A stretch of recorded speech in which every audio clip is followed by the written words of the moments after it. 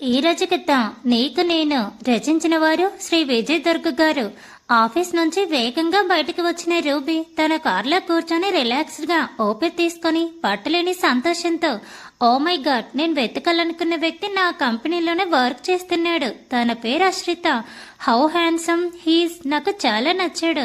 నాకు ఆశ్రిత్ కావాలి. తన కోసం ఏమైనా చేస్తాననుకుని ఆ హ్యాపీనెస్ ని సెలబ్రేట్ చేసుకోవటానికి ఫ్రెండ్స్ దగ్గరికి కార్ చాలా స్పీడ్ గా డ్రైవ్ చేసుకుంటూ వెళ్ళింది.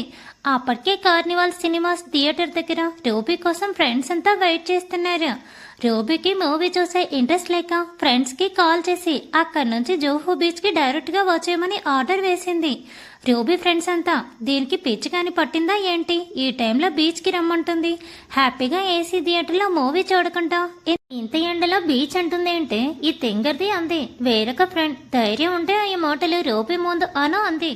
ఆ ఫ్రెండ్, అమ్మో ఇంకేమైనా ఉందా, ఆ బీచ్ లో ముంచి నన్ను చంపేస్తుంది, పదండి రమ్మందిగా అని ఫ్రెండ్స్ అంతా రూబీ చెప్పినట్టుగా జోహో బీచ్ కి చేరుకున్నారు. అక్కడికి వెళ్లేసరికి రూబీ అలలతో ఎంతో సంతోషంగా ఆడుకుంటుంది. రూబీ సంతోషాన్ని చూసి ఒక అమ్మాయి ఇదేదో మంచి మూడ్లోనే ఉంది, అందుకే ఇక్కడికి రమ్మంది. దీనికి అంతగా సంతోషం కలిగించే విషయం, అంత పెద్ద విషయం ఏం జరిగి ఉంటుంది అని అనుకుంటూ దగ్గరికి వెళ్ళి, హాయ్ రూబీ, ఏంటి విశేషం, ఈ టైంలో బీచ్కి రమ్మన్నావు అన్నారు. రూబీ ఫ్రెండ్స్ దగ్గరికి పరిగెత్తుకుని వెళ్ళి అందరినీ చేతులు పట్టుకుని స్పీడ్గా వాటర్లోకి లాగి కింద పడేసింది. వాళ్ళంతా మనసులోనే బండబూతులు తిట్టుకుని పైకి మాత్రం నవ్వు మొహంతో, ఏం జరిగింది రూబీ, నీ మొహంలో ఏదో కొత్త ఆనందం కనిపిస్తుంది అన్నారు. రూబీ కొద్దిగా సిగ్గుపడుతూ అది అంటే నాసిగింది. ఫ్రెండ్స్ అంతా ఏదో ప్రపంచం ఇంత చూసినట్టుగా నిలబడున్న వాళ్ళు కాస్త నీళ్లలో పడ్డారు. వెంటనే లేచి కూర్చొని, మేం చూస్తుంది నిజమేనా, నువ్వు సిగ్గుపడుతున్నావా, ఇప్పటికిప్పుడు సునామీ వచ్చి మమ్మల్ని లాక్కుపోదు కదా అన్నారు. రూబీ నవ్వుతూ, ఈ రోజు నేను చాలా సంతోషంగా ఉన్నాను. నేను కోరుకున్నది నేను వెతకకుండానే నాకు ఎదురైంది. మీ ఇష్టం, మీకు ఇవాళ ఫుల్ పార్టీ ఇస్తా, మీకు కావాల్సినంత షాపింగ్ చేసుకోండి, మీకు నచ్చినవి కొనుక్కోండి, మీ బిల్ మొత్తం నేనే పే చేస్తా అంది. అందరూ ఇదే మంచి అవకాశం అనుకుని అక్కడికి దగ్గరలోనే ఉన్న షాపింగ్ మాల్కి వెళ్ళి ఫుల్గా షాపింగ్ చేసి అటు నుంచి అటే మంచి రెస్టారెంట్కి వెళ్ళి జీవితానికి సరిపడా తినాలి అన్నట్టుగా ఆ హోటల్లో కాస్ట్లీ ఐటమ్స్ అన్నీ ఆర్డర్ చేసి ఫుల్గా తినేసి ఈవినింగ్ వరకు సిటీ అంతా రౌండ్ కొట్టి నైట్ పబ్కి వెళ్ళిపోయారు. పబ్లో అంతా రాజ చేస్తూ ఎంజాయ్ చేస్తుంటే రూబీ మాత్రం ఏదో ట్రాన్స్లో ఉన్నట్టుగా ఆశ్రిత్ రూపాన్ని తలుచుకుంటూ కూర్చుండిపోయింది. రూబీ ప్రవర్తన ఎంతో ఆశ్చర్యం కలిగిస్తున్నా దొరికిందే ఛాన్స్ అని ఫ్రెండ్స్ అంతా ఫుల్గా ఎంజాయ్ చేస్తున్నారు. పబ్ క్లోజ్ చేసే టైంకి ఫ్రెండ్స్ అంతా మత్తులో తూగిపోతూ ముందుకు వచ్చి పడ్డారు. నీ బర్త్డేకి కూడా ఎప్పుడు ఈ లెవెల్లో మాకు పార్టీ ఇవ్వలేదు, చాలా థ్యాంక్స్, నువ్వు ఇచ్చిన ఈ పార్టీని లైఫ్లో మర్చిపోలేము అన్నారు. రూబీ, అవును మర్చిపోలేరు, ఎందుకంటే ఇక పైన నేను నీకు కనపడను, నా లైఫ్ పార్ట్నర్ని వెతుక్కుంటూ వైజాగ్ వెళ్తున్నాను, తిరిగి వచ్చేటప్పుడు నా లైఫ్ పార్ట్నర్తోనే తిరిగి వచ్చి నా మ్యారేజ్ లైఫ్ స్టార్ట్ చేస్తాను అంది. అప్పటి వరకు స్పృహ లేకుండా ఉన్న ఫ్రెండ్స్ అందరూ రూబీ మాటలకి 1000 వోల్ట్స్ కరెంట్ షాక్ కొట్టినట్టు అయిపోయారు. రూబీ వాళ్ళ కండిషన్ పట్టించుకోకుండా బెల్ పే చేసి తన కార్ తీసుకుని ఇంటికి వెళ్ళింది. ధనంజయ్ గారు నైట్ 9 అయిన కూతురు ఇంటికి రాకపోవటంతో కొద్దిగా భయపడ్డారు. ఉదయం అనగా ఆఫీస్ నుంచి వెళ్ళిపోయిన కూతురు గురించి ఎటువంటి ఫోన్ కాల్ కానీ మెసేజ్ కానీ లేదు. తాను ఫోన్ చేసినా లిఫ్ట్ చేయలేదు, ఏమై ఉంటుందో అని కొంచెం కంగారు పడ్డారు. 11:30 అవుతుండగా రూబీ ఇంటికి చేరుకుంది. కార్ సౌండ్ వినపడటంతోనే ఆత్రంగా బయటకు వెళ్లిన ధనంజయ్ గారికి కూతురు నార్మల్ కండిషన్లోనే కనపడేసరికి నెమ్మదిగా ఊపిరి తీసుకున్నారు. రూబీ సంతోషంగా, హాయ్ పప్పా, మీరింకా నిద్రపోలేదా, సారీ పప్పా, ఫ్రెండ్స్కి పార్టీ ఇచ్చాను అందుకే లేట్ అయింది, డిన్నర్ చేశారా అని చాలా ప్రేమగా అడిగింది. రూబీలో ఈ యాంగిల్ చాలా కొత్తగా అనిపించింది. ఎప్పుడు తన బాగోగులు పట్టించుకోలేని కూతురు కొత్తగా డిన్నర్ చేశారా అడిగేసరికి చాలా ఆనందం వేసింది. ధనంజయ్ గారు, లేదు తల్లి, నువ్వింకా రాలేదని కాస్త టెన్షన్గా నీకోసమే ఎదురు చూస్తున్నాను, నువ్వు వస్తే ఇద్దరం కలిసి చేద్దామన్నారు. రూబీ, సరే పప్పా, జస్ట్ 5 మినిట్స్ ఫ్రెష్ అయి వచ్చేస్తానని తన రూమ్కి వెళ్ళి ఫ్రెష్ అయ్యి కిందికి వచ్చింది. డైనింగ్ టేబుల్ దగ్గర మేడం మీకేం కావాలో చెప్తే 5 మినిట్స్లో రెడీ చేసి తెస్తాం అని కొంచెం భయంగా అడిగింది. రూబీ చాలా పొలైట్గా, నో ప్రాబ్లం, ఆల్రెడీ ఏదో చేసి ఉంటారుగా, నాకు అదే సర్వ్ చేయండి అంది. ఆ మాటలు విన్న మేడ్ కళ్ళు తిరిగి పడిపోయింది. ఇంకొక మేడ్ వచ్చి ఆమె మొహం మీద నీళ్లు చల్లి తనను తీసుకుని పక్కకు వెళ్ళిపోయింది. ధనంజయ్ గారు, కూతురి మాటలకి మెయిట్ పడిపోయిందని నవ్వుకొని ఆయనే స్వయంగా రూబీకి వడ్డించారు. రవి సంతోషంగా తండ్రి వడ్డిస్తే తృప్తిగా భోజనం చేసింది. అక్కడున్న మైండ్స్ అంతా రూబీని చాలా కొత్తగా ఆశ్చర్యంగా చూస్తున్నారు. భోజనం పూర్తయిన తర్వాత తండ్రికి గుడ్ నైట్ చెప్పి తన రూమ్కి ఉత్సాహంగా గంతులు వేసుకుంటూ వెళ్ళిపోయింది. ధనంజయ్ గారు కూతురి సంతోషానికి కారణం ఆశ్రిత్ అని గ్రహించి ఆ అబ్బాయిని ఎలాగైనా కూతురు దగ్గరికి చెయ్యాలనుకున్నారు. రూబీ ఆశ్రిత్ని తలుచుకుంటూ ఎప్పటికీ నిద్ర రాక తనలో వచ్చిన మార్పుకి తనే ఆశ్చర్యపోతూ బెడ్ ముందు నుంచి లేచి తన ముఖం మోకాళ్ళపై ఆంచి ఎదురుగా ఉన్న అద్దంలో తనని చూసుకుంది. సిగ్గుతో తన ముఖం ఎర్రబడింది. ఒక చేత్తో తన ముఖం తడుముకుంటూ ఏమైంది నాలో ఒక అబ్బాయిని తలుచుకోగానే ఎందుకు నాకు ఇంత సిగ్గు ముంచుకొచ్చేస్తుంది? నా వెనక ఎంతో మంది అబ్బాయిలు పడ్డారు, ఎంతో మంది ప్రపోజ్ చేశారు, వాళ్ళ వైపు కన్నెత్తి కూడా చూడలేదు. అలాంటిది మనిషిని డైరెక్ట్గా చూడకుండానే తనకంత ఆకర్షితురాలని ఎలా అయిపోయాను? రేపే పప్పతో ఈ విషయం చెప్పాలి, ఎలా అయినా ఆ పార్టీకి వైజాగ్ నేను వెళ్ళాలి అని తనలో తాను అనుకుంటూ ఆ రాత్రి నిద్ర లేకుండానే గడిపింది. తెల్లవారి తండ్రితో పాటు చాలా ఉత్సాహంగా ఆఫీస్కి బయలుదేరి వెళ్ళింది. ఆఫీస్కి వచ్చినప్పటి నుంచి తండ్రికి విషయం ఎలా చెప్పాలా అని, ఇంకా జగదీశ్వర్ అంకుల్ తను చెప్పిన పని ఎంతవరకు చేశారా అని ఆయన కోసం ఎదురు చూస్తూ కూర్చుంది. ధనంజయ్ గారు తన కూతురు టెన్షన్గా గోళ్లు కొరుక్కుంటూ కూర్చోవటం చూసి తనలో తానే నవ్వుకున్నారు. అప్పుడే జగదీశ్వర్ గారు కొంచెం కంగారుగా ధనంజయ్ గారు క్యాబిన్ డోర్ ఓపెన్ చేసుకుని ధనంజయ్ గారి దగ్గరికి వచ్చారు. రూబీ సంతోషంగా జగదీశ్వర్ గారి దగ్గరికి వెళ్ళబోయింది. కానీ ఆయన పట్టించుకోకుండా ధనంజయ్ దగ్గరికి వెళ్ళి, ధనంజయ్ చిన్న ప్రాబ్లం వచ్చిందిరా, మన రూబీని సీఈఓ చేద్దాం అనుకున్నాం కదా, మన పార్ట్నర్స్ దానికి ఒప్పుకోవటం లేదు. ఏమీ తెలియని అమ్మాయిని అలా ఎలా సీఈఓ చేస్తారని రివర్స్ అవుతున్నారు. వాళ్ళని కన్విన్స్ చేయాల్సి ఉంది. హాఫ్ అన్ అవర్లో అంతా మీటింగ్ రూమ్లో మీట్ అవుతున్నారు. నువ్వు రావాల్సి ఉంటుంది. ధనంజయ్ గారు సరే వాళ్ళని కన్విన్స్ చేద్దాంలే అన్నారు. ఆ మాటలన్నీ విన్న రూబీ, అంకుల్ మీటింగ్కి నేను కూడా వస్తాను, నన్ను వాళ్ళు ఎందుకు రిజెక్ట్ చేస్తున్నారు డైరెక్ట్గా అడుగుతాను అంది రూబీ. రూబీ మాటలకి ధనంజయ్ గారు జగదీశ్వర్ గారు టెన్షన్ పడ్డారు. ధనంజయ్ గారు నువ్వు రావాల్సిన అవసరం లేదు బేబీ, మేము డీల్ చేస్తాం కదా, ఈ విషయంలో నువ్వు నిశ్చింతగా ఉండు అన్నారు. రూబీ నో పప్పా, నేను కంపల్సరీ ఈ మీటింగ్కి అటెండ్ అవుతాను, ఇదే నా ఫస్ట్ మీటింగ్ అనుకుంటాను, వాళ్ళంతా నన్ను సీఈఓగా ఎందుకు ఒప్పుకోరో చూస్తానని కోపంగా అంది. ధనంజయ్ గారు కూతురు నుంచి ఎలాంటి సిచ్యువేషన్ ఎదురవుతుందనని భయపడుతున్నారు.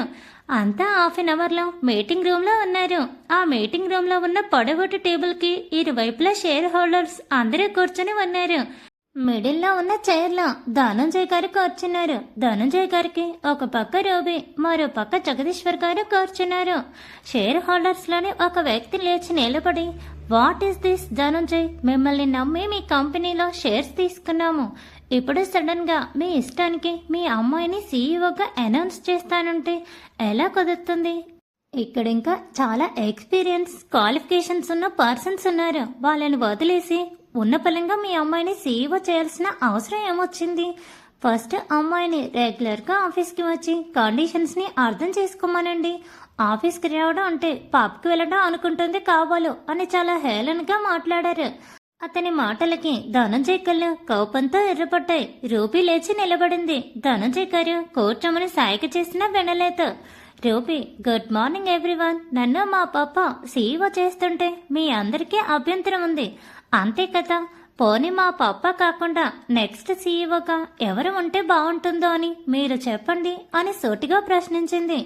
ఆ మాటతో రెడ్ కలర్ సూట్ వేసుకున్న వ్యక్తి లేచి నిలబడి, ఇంకెవరికి ఉంటుంది, వీళ్ళందరికంటే షేర్ ఎక్కువగా ఉన్నది నాకు, అండ్ వర్క్లో కూడా నేనెప్పుడు సిన్సియర్గా ఉంటాను, కంపెనీని హ్యాండిల్ చేసే సత్తా నాకుంది, సీఈఓగా అందరికంటే నాకే అర్హత ఎక్కువ ఉంది అన్నాడు.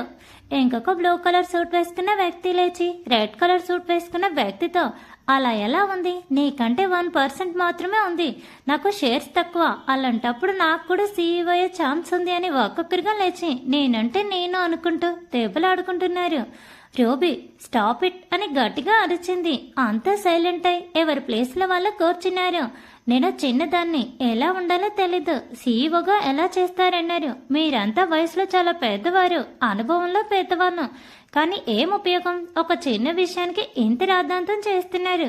మీకేమాత్రం క్రమశిక్షణ ఉంది? ఓకే ఓకే, మీరు నన్ను సీఈఓగా ఒప్పుకోవటం లేదు. ఎందుకోసం? ఎన్నాళ్ళు నేను ఆఫీస్కి రాలేదు, ఆఫీస్ పనులు ఏమీ తెలియదనే కదా. ఓకే, ఇక పైన వస్తాను, అన్నీ తెలుసుకుంటాను, నేర్చుకుంటాను. అందులో ఏముంది? అనుకోవాలి కానీ పట్టుదలుంటే ఎవరైనా దేన్నైనా సాధించగలరు అని చాలా సూటిగా సమాధానమిచ్చింది. రూబీ మాట్లాడిన దానికి మొదట మాట్లాడిన వ్యక్తి లేచి, నువ్వన్నది కరెక్ట్గానే ఉందమ్మా. ముందు నువ్వు ఆఫీస్ వ్యవహారాలు అన్నీ కొద్దిగా చూడు. ఆ తర్వాత సీఈఓగా నువ్వు ఉంటానంటే మాకెలాంటి అభ్యంతరం లేదు. సీఈఓ అనేది కంపెనీ రెప్యుటేషన్ని రిప్రజెంట్ చేస్తుంది, అందుకే ఇంతలా చెప్తున్నా అన్నారు. రూబీ, ఓకే అంకుల్, ఈ కంపెనీ రెప్యుటేషన్ దెబ్బతినే నిర్ణయాలు నేనేమీ తీసుకోను. అన్నీ మా పప్ప ఇష్టమే. నేను కేవలం సీఈఓగా మాత్రమే ఉంటాను. పవర్స్ అన్నీ మా పప్పకే ఉంటాయి. నేనంటే ఏంటి అని నిరూపించుకునే తర్వాతే సీఈఓ తాలూకు పవర్స్ అన్ని మీ ఆమోదంతో తీసుకుంటానని అంది. ధనంజయ్ లేచి మాట్లాడుతూ, అసలు ఇంత డిస్కషన్ అవసరం లేదు. My daughter is CEO now on words. మీకు ఎవరికి ఇష్టమున్నా ఇష్టం లేకపోయినా ఇదే ఫైనల్ అని రూపిని తీసుకుని తన ఛాంబర్కి వెళ్ళిపోయారు.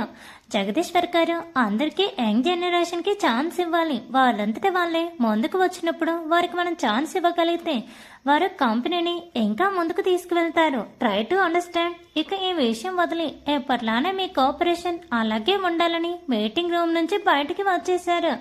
ధనంజయ్ గారు, రూపి ఆయన ఛాంబర్లోకి వెళ్ళి రిలాక్స్గా కూర్చున్నారు. ధనంజయ్ గారు రూపిని చూసి, ఎందుకు తల్లి సీఈఓ అవ్వాలి అని అంత సడన్ డెసిషన్ తీసుకున్నావు? రూపి, అదేంటి డాడీ, ఎప్పటికైనా నేనేగా ఈ కంపెనీస్ అన్నిటినీ హోల్డ్ చేయాల్సింది, అందుకే కాస్త ముందుగా తీసుకున్నా అంతే అని చాలా సింపుల్గా చెప్పింది. ధనంజయ్ గారు, అంటే మరి నిన్న 1 అవర్ కూర్చోటానికి కూడా టైమర్ ఆన్ చేసుకున్నావు, మరి సడన్ గా సీఈఓ అవ్వాలని కోరుకోవటం ఏమిటా అని కూతుర్ని చూస్తూ సీటుగా అడిగారు. రూపీ తడపడుతూ సమాధానం చెప్పలేక తల వంచుకొని కూర్చుంది. అప్పుడే జగదీశ్వర్ గారు కూడా ఛాంబర్లోకి ఎంటర్ అయ్యారు. కంగ్రాట్స్ బేబీ, వాళ్ళకి ఎలా సమాధానం ఇస్తావా అనుకున్నా, పర్వాలేదు, ఎవరు హర్ట్ కాకుండా కూల్గానే ఆన్సర్ ఇచ్చాం, వెల్డన్ అని మెచ్చుకున్నారు. రూపీ తల వంచుకొని కూర్చోవడంతో, వాట్ ఈస్ దిస్, ఇక్కడున్నది మా రూపీ అన్నా లేక వేరే ఎవరైనానా అని రూపీ పక్కకు వెళ్లి భోజనం చుట్టూ చేయి వేసి కూర్చున్నారు.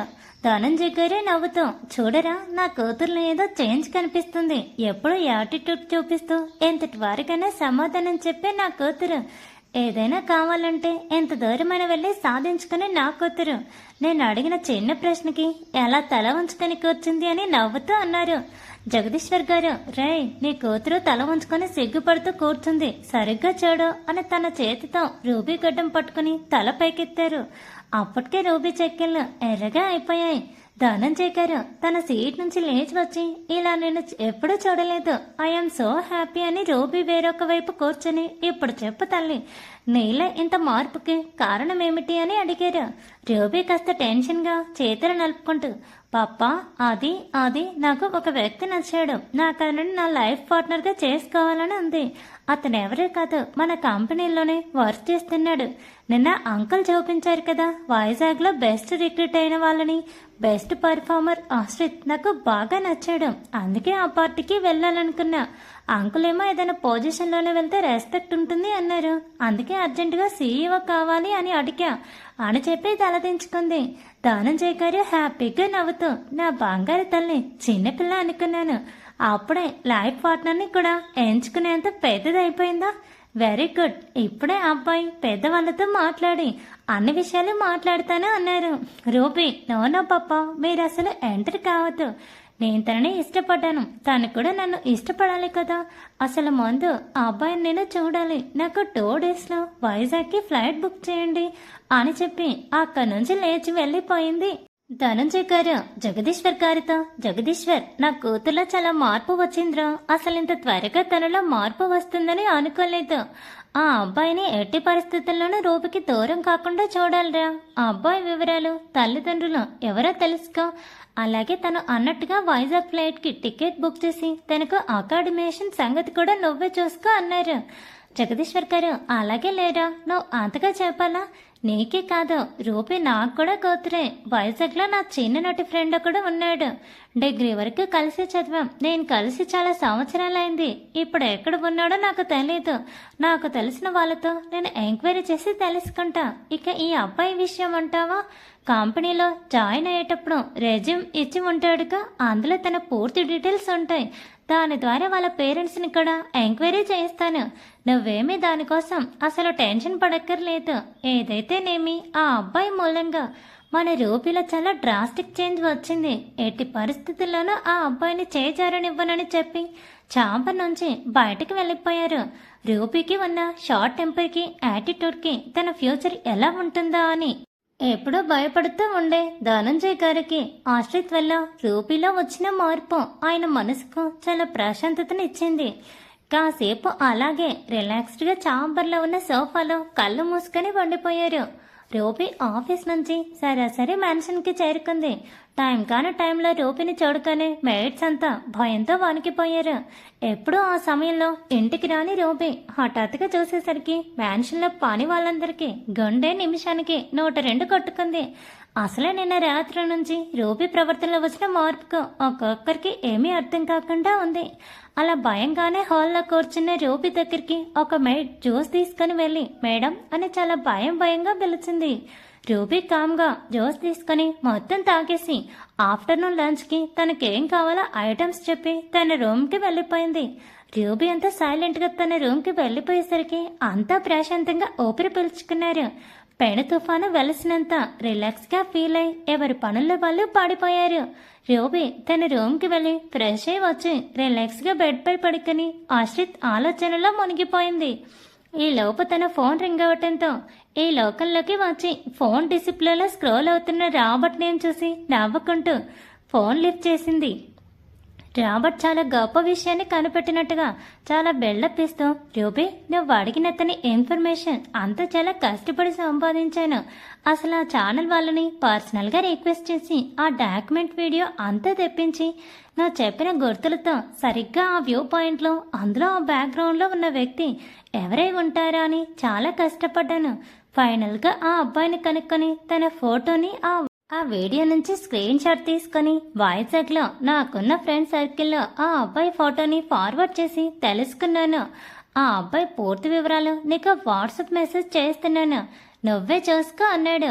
రూబీ నవ్వుతూ ఆ అబ్బాయి పేరు ఆశ్రిత్, ఉండేది వైజాగ్, జాబ్ చేసేది ఎక్కడో కాదు మన కంపెనీలోనే. అది నాకు నిన్ననే తెలిసింది. అంతేకాదు ఇంకొక విషయం, now on words I'm the CEO for my company అంది రూబీ. మాటలు విన్న రాబర్ట్ నోట రాక కొయ్యబారిపోయాడు.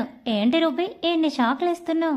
మొన్న నైట్ అప్పటికప్పుడు చెప్పి ఆ అబ్బాయి గురించి కనుక్కోమన్నావు. ఏనాడు ఏ అబ్బాయి గురించి పట్టించుకొని నువ్వు ఒక అబ్బాయి గురించి అడుగుతున్నప్పుడే చాలా షాక్ అయ్యాను. ఇప్పుడు ఏకంగా కంపెనీకి CEO అంటున్నావు. ఆ అబ్బాయి గురించి నాకంటే ముందు పూర్తి వివరాలు ఎలా తెలుసుకున్నావు? ఏంటి కథ అన్నాడు. రాబర్ట్ మాటలకు రూబీ సైలెంట్గా సిగ్గుపడుతూ నవ్వుకుంది. రాబర్ట్ గుండెలు బాదుకుంటూ, పామో మా రూబీ కూడా మామూలు ఆడపిల్ల అయిపోయింది. కళ్ళతో చూడకపోయినా నీ నవ్వులోనే తెలిసిపోతుంది. నీ సిగ్గు ఇంతకీ విషయం ఏంటి పూర్తిగా చెప్తావా అని అడిగాడు. రూబీ రాబర్ట్కి తన ఆఫీస్లో ఆశ్రిత్ని చూసిన విషయం, వెంటనే తనకు నచ్చిన విషయం, వైజాగ్లో CEOగా పార్టీకి అటెండ్ అవుతున్న విషయం చెప్పింది. రాబర్ట్ చాలా ఆశ్చర్యపోతూ, వెరీ గుడ్ బేబీ, నీకు తోడుగా నేను వైజాగ్ రానా అని అడిగాడు. రూబీ ప్రస్తుతానికి అవసరం లేదురా, అవసరమైతే నేనే పిలుస్తా.